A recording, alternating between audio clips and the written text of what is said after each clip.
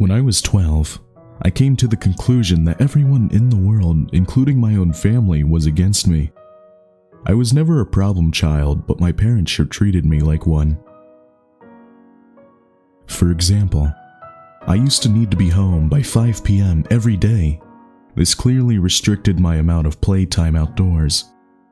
I wasn't allowed to have friends over to play at the house, nor was I allowed to go over to anyone else's house. I had to finish homework directly after I came home from school, no matter how long it took. My parents refused to buy me video games and forced me to read books and then write a book report on them to prove I actually read it. Now, even though those rules listed above were quite frustrating to me as a kid, they aren't what upset me the most. What really hurt me was the lack of compassion on behalf of my parents. My mother was a bitter woman who always made me feel guilty about accidents or mistakes I've made. And my father only knew one emotion: frustration. The only time he spoke to me was when he screamed at me for receiving poor test scores or beat me for misbehaving. But enough about them. Let's talk about my school psychiatrist. For his own privacy, we will call him Dr. Tanner. Like most junior high schools, a psychologist is always available on campus during school hours to assist any students in need of counseling. Whether it's emotional, academic, social, or behavioral. To be honest, I've never seen any students talking with Dr. Tanner. Every day I would walk past his office on my way to the cafeteria and peek through his door's little window. He would always be alone in there, working on some paperwork.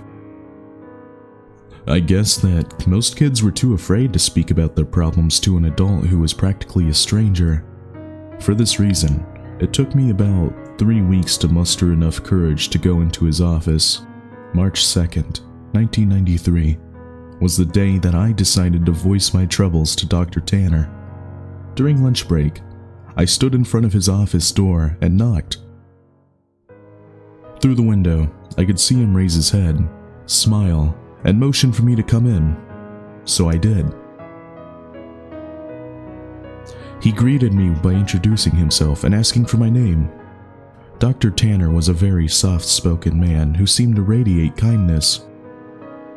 In less than 30 minutes, I rambled on to Dr. Tanner about how mean my parents were to me and how they didn't care about me at all. After a while, my voice began to quiver and I stopped speaking. The psychologist listened patiently to my whole spiel, arms folded and head nodding. I half expected him to begin talking about how everything I had just said was untrue and that my parents loved me dearly and blah blah blah, but he didn't. Dr. Tanner leaned towards me with a grin on his face and said, "You know, I'm the best psychologist in the world, and I promise we will fix this." I rolled my eyes. "Okay, but how?" I asked. "I have my ways," he replied. "I'm a man of my word. I promise that within just 1 month, the relationship between you and your parents will change for the better, forever." After a brief pause, he continued, "Although, I do need you to make me a promise. You have to promise me that you'll come back to my office after school tomorrow, and that you won't tell anyone that we had a conversation today. It'll be our little secret." "Alright, I promise." The following day, I returned to Dr. Tanner after school. It was around 4 p.m. When I entered his office after a warm welcome, he asked me to have a seat in front of his desk once again. Upon sitting down, I watched Dr. Tanner close the blinds of the door's tiny window. "There," he smiled. "Now we have the privacy we need." We began talking about my likes and interests, my favorite subjects in school, my least favorite teachers, and the things of the like. About an hour into the conversation, Dr. Tanner offered me a soft drink. I gladly took the offer, considering that my parents never allowed me to drink soda. Dr. Tanner reached over to his mini fridge and fidgeted around before setting down 2 open cans of soda on the desk. Afterwards, he continued to talk about what was going on in my life, but it wasn't long before I passed out from whatever drugs Dr. Tanner placed in my drink. It took me about a minute or so to adjust my blurred vision upon waking, and when it did, I had no idea what to think. I was handcuffed to a bed and my mouth was sealed with duct tape. I immediately began to panic, squirming and tugging at the cuffs, but I gave up soon after. My eyes widened in disbelief. After looking around the room, there were posters of superheroes pinned up around the walls and photographs of famous athletes on the shelves. In the middle of the room, there was an old television and Super Nintendo, various game cartridges stacked alongside it. I didn't know what to think. Here I am, in a room filled with items that most kids would die to play with, and I would have probably cried from joy if I hadn't have been handcuffed to the bed frame. My stomach sank once again as the doors opened and Dr. Tanner walked inside. He sat down on the edge of the bed. "Now listen," he said. "Remember that I'm here to help you, and I would never have hurt you, okay?" Dr. Tanner gently removed the tape from my mouth and then the cuffs from my hands. My first instinct was to begin crying, but something about Dr. Tanner made me feel safe. He smiled at me. "You're going to be staying here for a while," he continued, "and during this time you'll be allowed to play with any toys in this room while I'm here at home.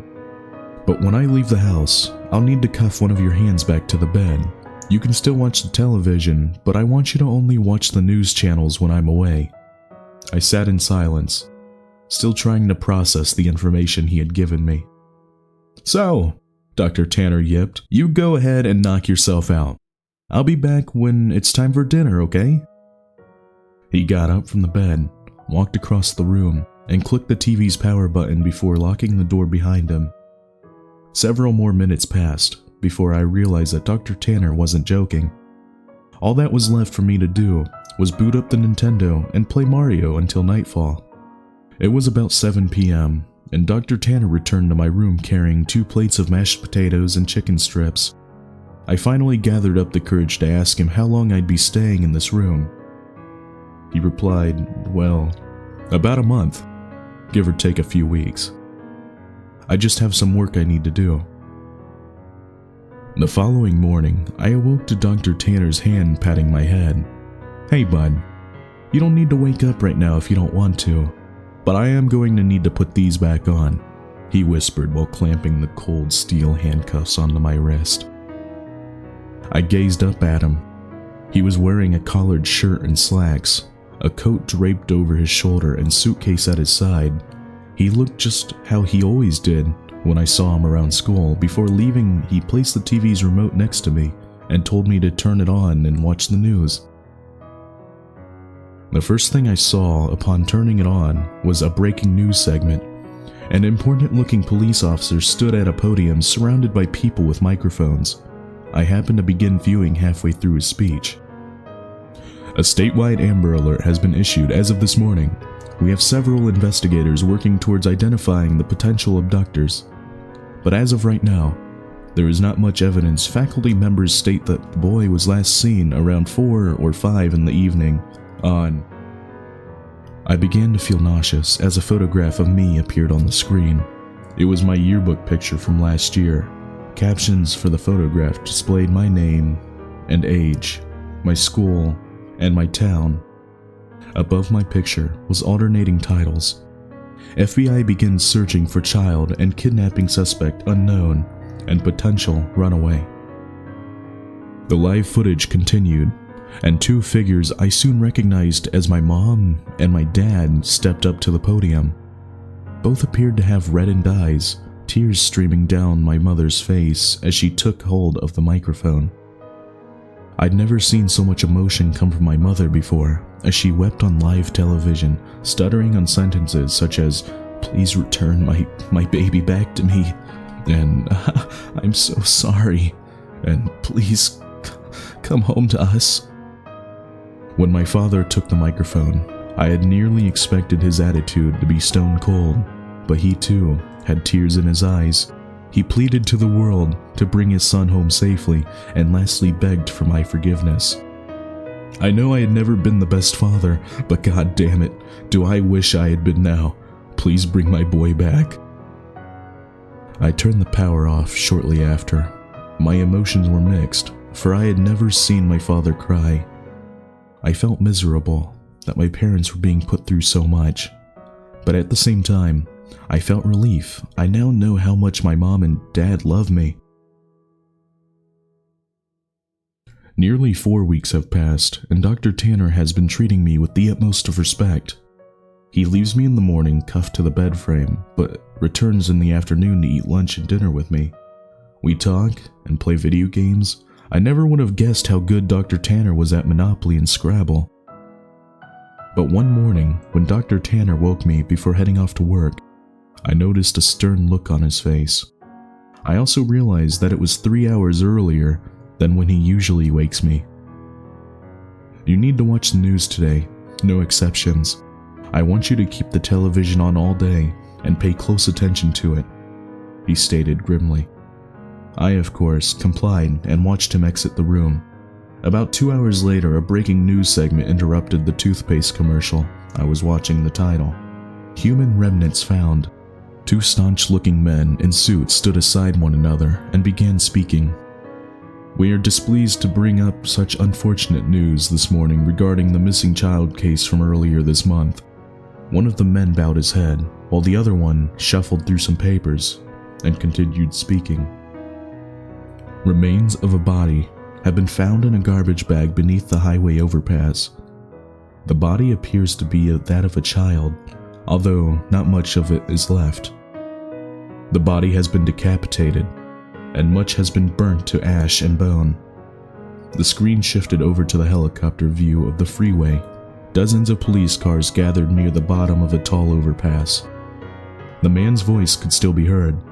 Within the bag, police found a junior high school identification card labeled as such. The screen showed the school ID card I always kept in my backpack. The plastic was sort of melted away, but my photograph and name were intact. The 2 men dismissed themselves. The camera panned over to my parents. They were sitting among reporters, and my mother's face had a painful grimace, and my father sulked his head down at his knees. I shut the television off. Dr. Tanner returned home very late. He hurried into the room, unlocked my handcuffs, and placed a bottle of fizzing water into my hand. He placed his hands into my shoulders and smiled. I made you a promise, didn't I? I nodded, tears squeezing their way out of my eyes. You need to make me a promise again. He told me that I needed to drink all the water in the bottle. It would help me sleep, and that from here on, I am never to tell anyone that I ever met him. I promise. I told you, I'm the best school psychiatrist in the world, didn't I? And he was right. I awoke later the night to find myself lying in the middle of a park, stars shining brilliantly. Across the night sky, I recognized the park. It wasn't too far away from my school. A mile or so down the road, I saw my house. The lights were off inside, but I could make out my father sitting on the step leading it to the front door. I hesitantly called out to him. He lifted his head slowly, but when he saw it was me, he sprang up to his feet, ran towards me, arms open, yelling my name. My mother erupted from the house behind him. Dr. Tanner was right. Things have changed. With my family and I, my parents smile more often and treat me lovingly. I could not ask for a more perfect ending. Every now and then, I see Dr. Tanner on campus, walking to and from his office. Rarely do we make eye contact, let alone speak to one another, but sometimes he'll shoot me a wink and smile. I'll always keep my promise to him and pretend that I never met him. But there will always be a question forever floating in my mind. Who did Dr. Tanner decapitate and throw off the overpass?